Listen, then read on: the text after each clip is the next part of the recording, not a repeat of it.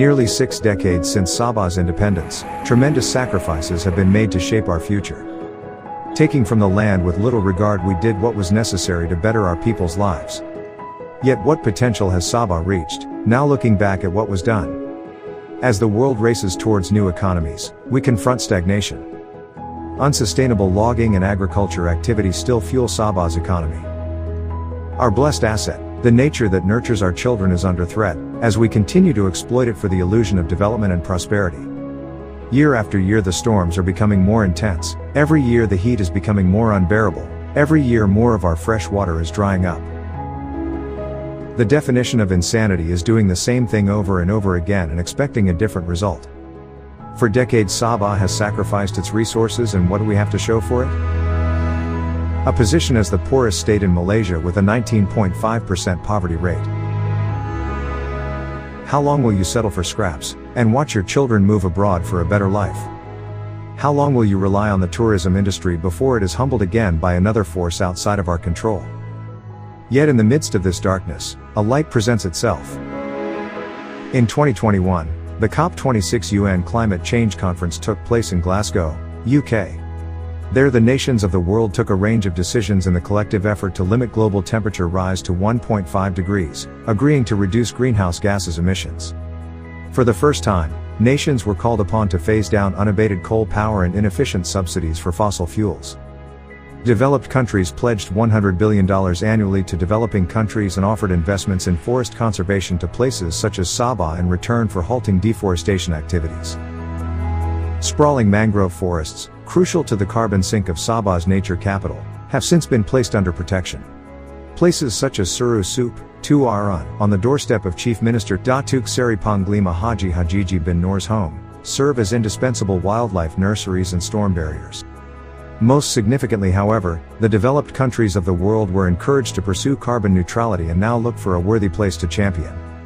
Sabah, with its abundant rainforests and exceptional biodiversity, is poised to seize this opportunity. In the past, Sabah had sacrificed its rich natural resources for short-term gains, or took environmental actions that lacked impetus. Under a new brand of visionary leaders, an innovative solution has been devised, harnessing the lazy assets of Sabah into a high-quality earning platform.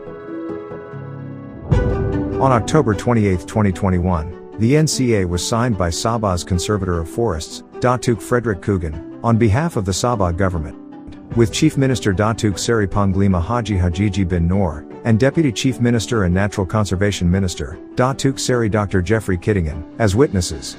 Also present was Sabah's State Attorney General Datuk Nur Asaya binti Muhammad Yusof. The Nature Conservation Agreement, NCA, is advocating the highest code of corporate governance, while simultaneously deploying cutting-edge technologies to implement the NC project in Sabah. The NCA will be a catalyst to generate multiplier spin-offs business activities in Sabah, not only to address the abject poverty problems currently facing Sabah, but it will also eventually transform the Sabah economy into a green circular economy. Forget digging up precious metals, as the true money now lies with conservation through carbon sink, carbon credit, as the most bankable asset of the future. The 2 million hectares of protected land, critical to climate stability, sets into motion a process that will lead to the development of the most robust, transparent and valuable environmental data room in the world that can withstand intense global scrutiny and verification. By demonstrating financial transparency through conservation of natural capital asset, Sabah facilitates the entry of Tier 1 asset class to innovatively strengthen her currently stagnant balance sheet. Nobody in the world has done this, as few have the equivalent natural resources. So Sabah will be a pioneering leader in the world, in the field of nature capital monetization. The enlightened visionary leadership of both the Chief Minister Datuk Panglima Hajiji bin Noor and Datuk Seri Dr. Jeffrey Kittingan will be the groundbreaking next step of forest heritage management and long-term sustainable revenue generation. Sabah will not only be brought back from the brink, but will place herself economically at the forefront of all Malaysia. But Sabah cannot do this on her own. She needs capital, investments, expertise and an honest benefactor. This is where Hawk Standard Private Limited steps in. Hawk Standard is a special-purpose corporate vehicle that is tasked with bringing partners such as project developers, carbon exchange, fintech specialists, NC scientists, and investors to Sabah.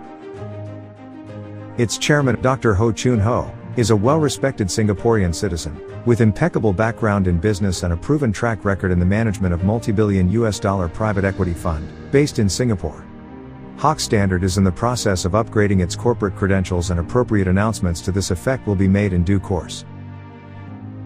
Hawk Standard is backed by a highly credentialed global NC team which can be independently verified. As part of fulfilling its corporate governance obligations, several committees are currently being established. While in Sabah, Hawk Standard will ensure transparency and compliancy to the highest standards of conservation, becoming a symbol of trust for all global investors. So when does the operation to transform Sabah begin? Once the data room for the initial 600,000 hectares is in place, the Sabah government and Hawk Standard Private Limited will jointly prepare and develop a nature conservation management plan which will become the template for the full successful implementation of the NCA. The Sabah cabinet has decided to implement the NCA through the establishment of an NC Steering and Monitoring Committee, under the chairmanship of Datuk Dr. Jeffrey Keatingan as DCM and NC Minister. Accordingly, the cabinet has also approved the establishment of an NCA unit reporting directly to the NC Minister. With this group behind efforts to forge a new path for Sabah's environmental and financial well-being, Sabah on stand to gain everything. Through this noble cause, the plight of Sabah will be reversed and the world will be all the better for it. All that is needed for Hawk Standard is the establishment of the data room by the government as soon as possible.